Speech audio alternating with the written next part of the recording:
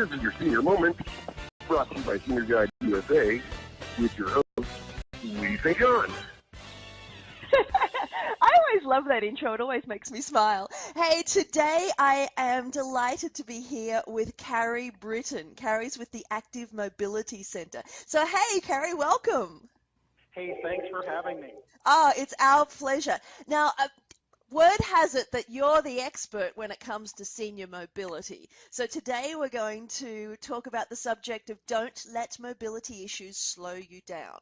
So Carey, starting us off, give us basically a definition of what you would classify as mobility issues when it comes to seniors. Well, as seniors get older, we all struggle with getting around as well as we used to do that. And so we're seeing a lot of folks as they age, they develop, unfortunately, some different conditions that make, whether it's joint pain, whether it's more significant where they're now using a wheelchair, walker, cane, some other type of assistive device, we come into play where we can consult and help them pick and choose the right equipment for their needs. Terrific. Okay, so let's start off with something that's not actually confined to seniors, because this is me. When they have basically just aches and pains and just that little bit of limitation in mobility. So can you give us like a practical example of what that would look like and the sorts of assistance that's available? Okay, so when people come to me, they come to me for a lot of different reasons, and some of the things we may or may not directly provide out of our own inventory. So as a resource, just like what you just asked, sometimes it's just aches and pains. Footwear can be a big issue. Great. And although we don't directly provide footwear, we being in the industry and the community for over 20 years, we can certainly recommend some folks that might be able to help you if it's something about footwear. When it's more than just footwear and it has to do with a certain assistive device, then that's more what's going to come out of our inventory and specialty. So what sorts of things are available? So let's say that I'm a senior and I've tried the footwear, I've tried a couple of other things, but I really need something to steady me just a little. I don't need a full-on wheelchair. I just need something so that almost like a third leg, just to get that extra stability. And that's what a lot of people do need. And so, most people are looking for a cane, and canes come in a variety of different sizes, shapes, colors, and materials. Can you step us through some? Sure. So we have what most people are familiar with is like a single-footed cane, and that's going to look like a candy cane, if you will. Mm-hmm. And those come traditionally in wood, but also come in aluminum where they're adjustable. They come fancy where they're acrylic, or they can even have decorative. So because you are using an assistive device doesn't mean it has to look like medical equipment. So there's a lot of products that are out there that give you that flexibility to make it an accessory and blend in with your wardrobe. So it might be something as simple as that. There's also four-pronged canes, if you will, quad canes they call them, and those canes offer a lot more stability than your single-footed cane, and that will help some folks that have more stability needs. And are they heavy? They look heavier than a normal straight cane. Absolutely. The four-footed cane is going to be a little bit heavier. They are made of aluminum, so you're talking maybe a pound or two. So it's not significant if you need that extra stability. Okay, and so while we're on the subject of the four legs, so I've also seen so rather than just a straight cane with four legs, almost like a step stool thing in front of the person that has four legs, and they're moving along on that. Sure, so that's when you get into more of a rollator or a walker, and typically in those aspects, a lot of people don't know what they're looking for or what their needs are, and that's where someone like myself or someone trained like me could certainly give them recommendations on what is safe and what isn't. They make three-wheel versions and they make four-wheeled versions. The three-wheeled versions are less stable than the four-wheeled versions, but do compact fold better for in-the-car transportation. Oh, that's good. So yeah, life's a compromise. You have to pick and choose what works for you based on what your life's needs are. The four-wheeled ones are certainly more stable, less easy to fold and transport, but you're right, they do offer a seat. So for people that are maybe going through a mall or going a long distance, they might have to take a rest or a break. There's a seat on a lot of the devices that when you sit on it, the wheel locks, the brake locks, if you will, activate so the product can't move while they're sitting on it. Great. And so just stepping back one, so for the canes, just a normal cane, what's the general price range, like from low to high, just ballpark? Certainly, the traditional wood canes, anywhere from $12. The folding aluminum walkers can be as high as $20. And the decorative, depending on how fancy they get, can be anywhere from $20 to $100, depending on the decoration. But that's still very affordable, and I think that's one thing that a lot of seniors tend to miss, is that they will put up with decreased mobility and think, oh no, I can't go to a cane, or I can't afford a cane, or I don't want to go to that level of assistance, when it's actually very affordable. Falls are very, very expensive. Put someone in a hospital rehab, nursing setting possibly.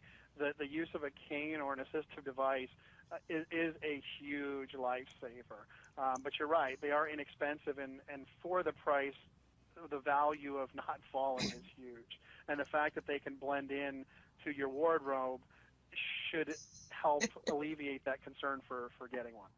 And I think as well they can actually be quite a status symbol for some people. Absolutely. I've noticed as well, just while we're on the subject of canes, that it's become quite the thing now to collect antique canes. So just as that market's really picking up. Very interesting. I was not aware, but certainly with the golf industry and everything else, people are collecting a lot of the antiques, so that would make sense. Yeah. So, all right, so we've gone through canes, we've gone through walkers. What's the next level that people might get to if we're talking about increased levels of immobility? Yeah, at that point, when you pass a cane and a walker, the next step typically is a manual type wheelchair, which is really a huge diversity of products that are in that arena. Typically, what most people are looking for is, at that point, are you pushing the wheelchair yourself, or are you dependent on a caregiver pushing you in the wheelchair? And that is the big question, where there's a fork in the road, and most of the wheelchairs are either based on the individual who needs the equipment pushing it, or they're being pushed. So we have companion chairs, which are the lightest type wheelchairs that are dependent on a companion to push someone. We have standard hospital transport chairs that everybody's seen in the hospitals or grocery stores. Mm-hmm.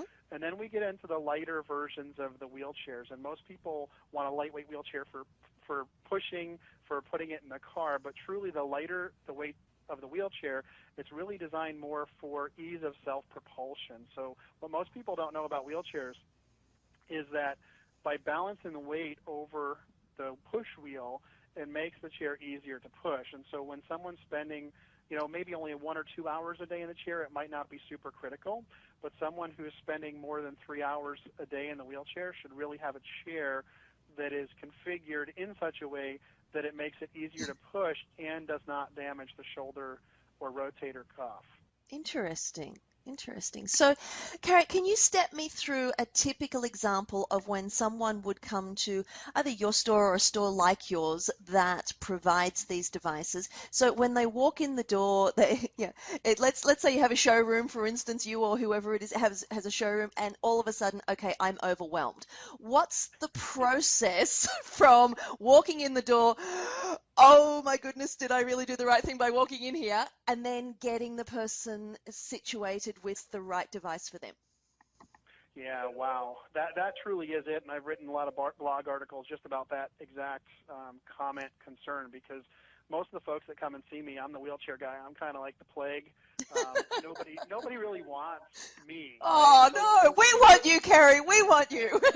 Until someone needs my services, they don't even know I exist. And so when they come into the office, we have two different folks. We have the person that's done some internet research or has a friend or has talked to someone, so they at least have a general idea of how the process works. And then we have the other group of people, if you will, that come in and go, oh my gosh, I thought it was going to be simple. I thought I was going to come in and just, pick a color and walk out. Yeah. And so our company's a little bit different than most in the sense that we have fitting rooms. And so as people come in the office, as soon as we get a feel that they are really not sure where they're going to go, we try to pull them into one of the rooms and sit down with them and get to know them. So, anybody can sell a product. It's really important to get to know what the person wants, needs, and expects, and develop a solution to what they're looking to fix in their life. And so most people are coming into us with a mobility challenge. We know that. We're looking to see what their expectations are. What do they want to do with the rest of their life? What do they want to, what is slowing them down? With our experience, we can then pick some different equipment, show them some different options, but reduce that overwhelming of, oh my gosh, there's so many things. Yeah. So I think that's what's real clear is it's a relationship business. People need to understand that we aren't just selling them a product. They're not just a person coming in our door or calling us on the phone. It's really about what can we do with our experience, with our referrals, with our network, what can we do to make their life go back to the way it was as much as possible. Yeah. And going back to the canes as well, Carey, so I take it not one size fits all. They come in different heights, different weights, different everything. And so you'll actually work with them to fit the one that's most appropriate for them. Absolutely. Some of it is personal choice, absolutely, but the wooden ones have to be cut down to size, the aluminum ones adjusted. So it's really, to me, that important. If you're coming in, if you're looking to make a change in your life, if you realize that there's a problem with your mobility, you can't just buy something online. You can, but you're not going to get the results and the solutions that you're looking for. You really need the expertise of someone that can say, look, if this is 2 inches shorter, 2 inches higher, if the wheelchair is fit better to you, if the wheels are in the right position, makes a world of difference. Exactly. And especially when they're so affordable. And I would imagine as well that you would tend to get repeat customers as their mobility needs change. Absolutely. And that's really why we're not a sales company. We are a solution company. I mean, certainly we're selling people equipment, so I don't want to misrepresent what we're doing. But we've been doing this for 20 years, and so our customer is anywhere from 18 months old to over 100 years old. And the fact that we've been doing this for 20 years, we've watched the progress of some of these folks, and some have gotten better because they've rehabbed and no longer need the equipment that we provide. Mm-hmm. Some of them, their needs have progressed, and we're able to follow them. In our healthcare system that we have, it's a very reactionary system. And so until you complain or you notice that you're getting worse, nothing really changes. And the fact that our customers continue to come see us for maintenance, adjustments, and repairs, a lot of times we're able to spot that they progressed or their needs have changed, and we can make a recommendation or refer them back to their physician to see if maybe something else might be appropriate. Excellent. And as you mentioned as well, perfect example, a fall can cost you thousands, if not tens of thousands of dollars. And even if we don't put a dollar on it, I mean, none of us want to sit in a hospital, rehab, or nursing home for weeks or months because of a fall. So, even taking the dollars and cents out of it, just the inconvenience and misery of not being in your own home. Absolutely.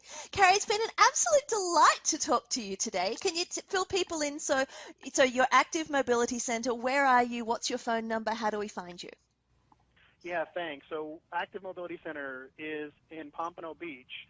We provide all the seating and mobility, wheelchairs, scooters, power chairs, lift chairs, anything that allows you to get up and get going.